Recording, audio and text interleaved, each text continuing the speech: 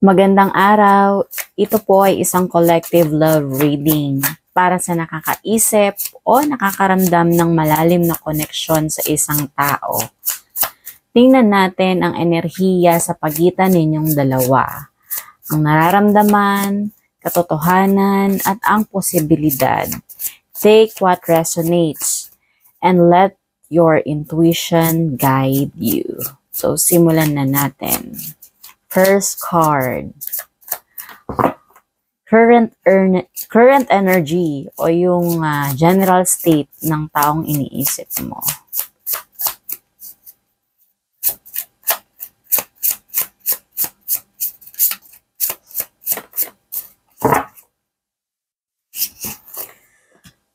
The snake. Oh. Competition and enemy, the other woman look over your shoulder.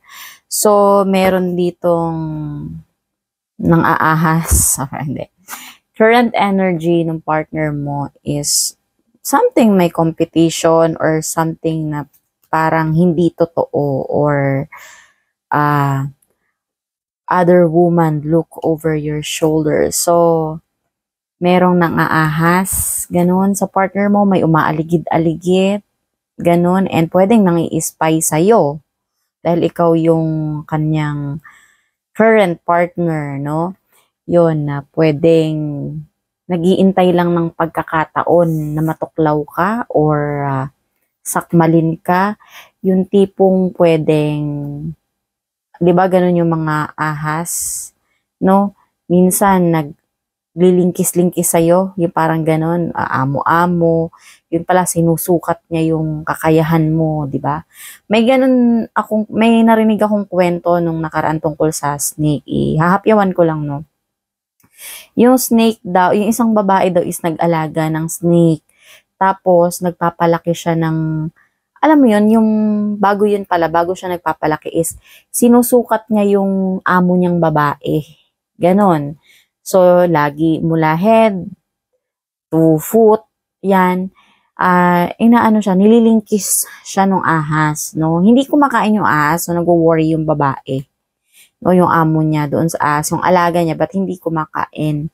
No, yun pala, is yung ahas na yun is merong dark side, no? Sinusukat niya kung gaano niya ba sasakmalin, kung gaano niya na ba kayang lunukin ng buo yung amo niya, yung babae. Kaya umiikot siya sa buong katawan nung babae, no? Kung kaya na ba tong sakmalin, yung ganun ka-skinny ng ahas na yun, no? So, ganun din dito, no? I-relate natin dito sa tarot na ito kasi tinan mo yung mukha ng ahas o parang pumupulupo tapos biglang nakatingin sa'yo. Ganyan. So, umaaligid-aligid lang siya, parang gustong may malaman kung kailan aatake, kung kailan magpapalit ng balat. Di ba ganun yun? Yung ahas is nagpapalit balat din. So, mag-ingat-ingat lang sa mga nakapaligid, sa mga ino-openan mo ng mga sitwasyon mo, good or bad man yan, and regarding doon sa partner mo, no, ganon, nakita ko na parang third party, yun, no, pwedeng kaka-open mo, interesado na pala siya sa partner mo, then, hindi na pala mapapagkatiwalaan, meron na palang hidden agenda, no? So, sige, how they see you, paano ka tinitingnan o pinapahalagahan sa ngayon? Paano yung kanya ba iniintindi, pinapahalagahan, yung treatment na nakukuha mo doon sa iyong partner?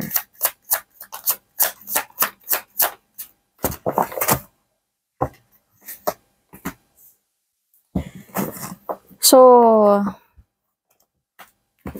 tinitingnan ka niya, hindi niya nakikita yung part na ino-offer mo sa kanya kung masyado kang mapagbigay, masyado mo siyang inaalagaan, pero parang binabalewala ka niya, no? Or iba yung side yung hinahanap niya sa'yo. Ganon, no? Na ang dami mo namang ino-offer sa kanya, no? Pero hindi niya yun napapansin, ang dami namang traits or magagandang katangian na meron ka, pero bakit hindi niya yun na-appreciate? Parang cold siya. Ganon, no? Four of Cups. Ganon yung treatment sa'yo nung iyong partner. Your hidden feelings. Ano ang hindi niya sinasabi o pinapakita sa'yo?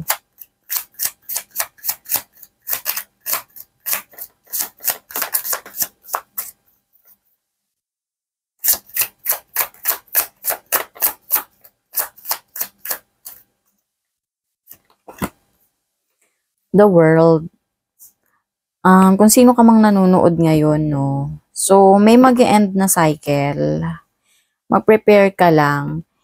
Is, meron siyang na-reach na siguro sa punto ng buhay niya is baka naghahanap siya ng mas thrill.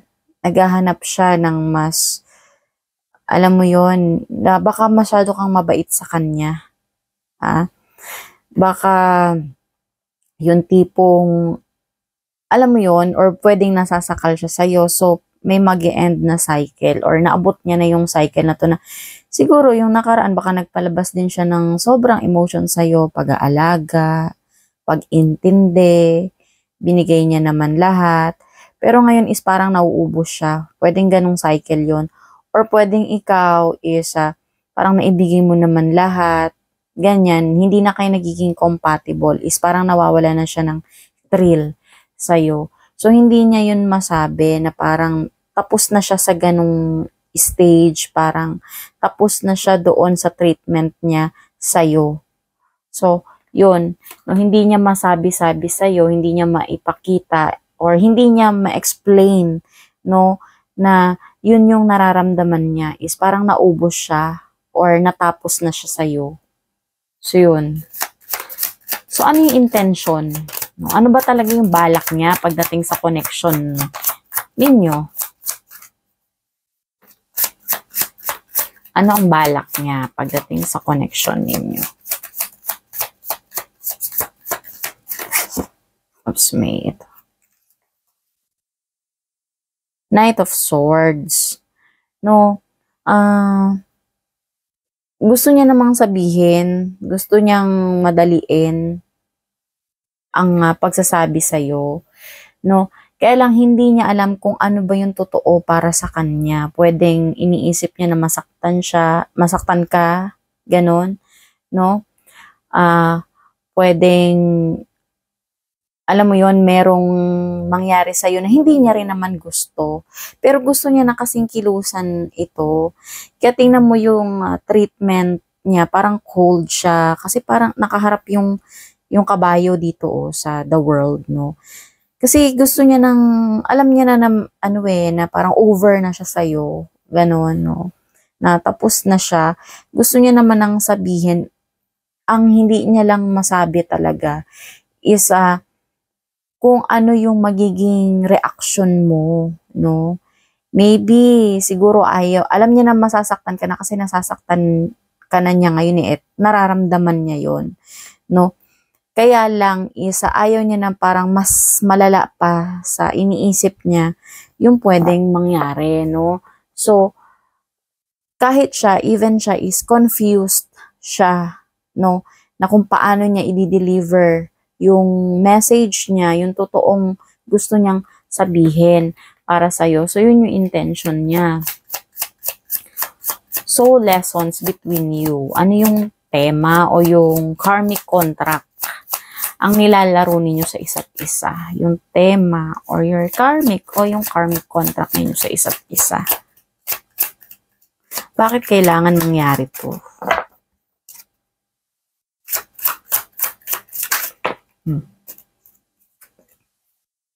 The Hierophant, okay. So, siguro kailangan nyo lang munang dumaan sa tradisyon. Baka pwedeng yung iba sa inyo dito is nagli-live-in, kaya siguro parang nawawalan siya ng thrill sa'yo itong Four of Cups, no? Or masyado kang nagtiwala, ganyan. Or even siya, no? Ganon. Para kayong nasa stage na parang nagta-trial and error kayo. So, ito na nga, hindi kayo nag-click. So, kung ikaw na nakikinig dito is bago mo pinasukan itong relationship na ito with your partner, with your current mag-partner isa, yun ang yung motibo mo. Kung magkiklik, edi okay lang. Kung hindi, edi sige, patuloy sa kasal, 'di ba? Ganon. No, at least kung maghihiwalay man kami, hindi kami kasal. Parang ganon yung ano, yung tema. So parang sinasabi dito na alam mo yun na hindi kayo dumaan kasi sa yung sa proseso talaga. Iba kasi kapag merong basbas din ng simbahan or merong basbas din ng nakatatanda sa inyo, both parents ninyo, marahil yung iba sa inyo dito is patago or palihim, no, na nagsama kayo, no, na pwedeng hindi alam nung isang side ng family ninyo, pwedeng naglihim lang kayo, ganyan, no? And eto yun, no, yung lesson between sa inyo or yung karmic contract na nilalaro ninyo is pwedeng sa susunod ninyo, kung kayo talaga is daanin nyo siya sa parang legal, no? Uso naman ngayon, nakikita ko uso naman ngayon yung parang kahit hindi muna nagpapakasal, pero yung namamanhikan, yung ini-inform muna yung parents, ganyan, no? Na magli-live-in po muna kami, magsasama muna kami, no? Hindi ko dito pinopromote yung mag-live-in, pero Hierophant ito kasi tradition ito no? Ito yung sinasabi ng card dito, no? Na parang kailangan nyo lang i-inform, no? Irespeto yung mga nasa paligid ninyo, yung nakakatanda, no? Na ganun, para merong basbas, no? Para sa inyo, may guidance, no? Yun yung parang yun yung sinasabi nung card dito, no? So, kaya din siguro siya na meron siyang gusto, nag-end of cycle na to meron siyang gustong tapusin na talaga, no? Dahil ayaw niya lang din na masaktan ka and alam niya sa sarili niya na natapos na yun, na parang ito na yun ito na yung pinagdaanan natin, dumaan naman tayo sa hirap, sa saya, sa ginhawa, ganyan, pero hindi na nag-work out. Yun, kaya nagiging cold siya. And merong betrayal nga, no, yung snake, kasi hindi na rin siya totoo sa'yo. Pwedeng nasasakal siya and nakakapagsinungaling na siya. Ganon, no? Pwedeng hindi niya kasi alam yung emotion mo the moment na magsabi siya ng totoo, so magsisinungaling na lang siya. Yun, no? Pwedeng alam niya naman sa sarili niya na kahit na nagsasabi siya ng totoo sa'yo o tama is galit ka. So, na lang siya, yung kumbaga magsisinungaling na lang siya, na parang hindi na lang lumala yung sitwasyon para sa inyong dalawa. Ganun, no? Blockages. Ano yung humahad lang sa pagbuo o paglago ng connection na ito? Ano yung blockages ninyong dalawa?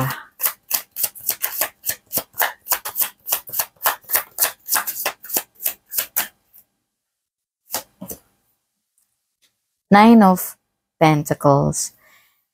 No, kasi marami kayong pangarap pa din sa buhay.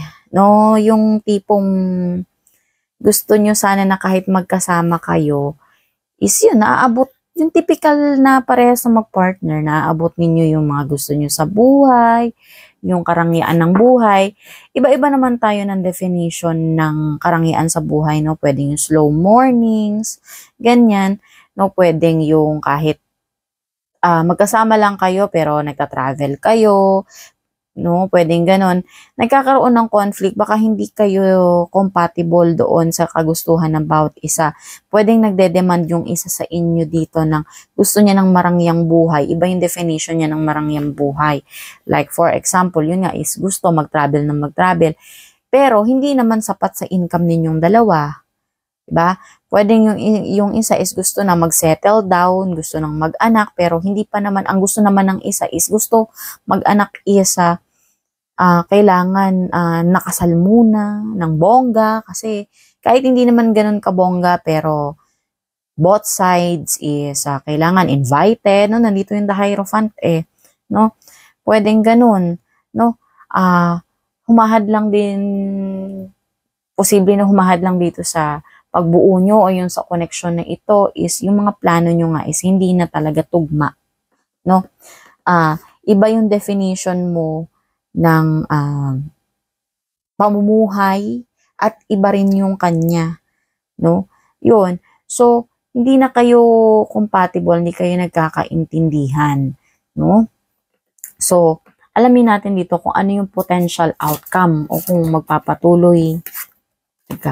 O kung magpapatuloy ang energy na ito, saan ito patutungo? No, kung palagi na lang kayo, parang palagi kayong nag-aaway or cold, laging nagtitiisan, may tinitiis sa bawat isa.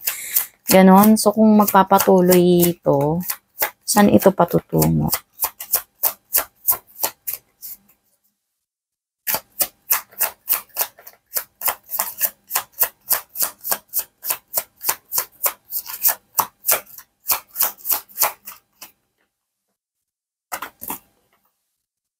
The Chariot. So, kung magpapatuloy itong parang pagiging cold niya, yung pagsisinungaling niya, ganyan, yung hidwaan ninyo, yung differences ninyo, no? So, mauuwi ito sa parang survival mode na lang talaga kayo. Parang sa isang araw is masurvive na lang na parang natapos na lang na kahit na nag-away kami, basta magkasama kami. Pero wala na siyang wala na siyang peace, ganon, no? You know, survival mode na lang. May hawak siya na parang patalim yung babae, tas nakasakay sa motor.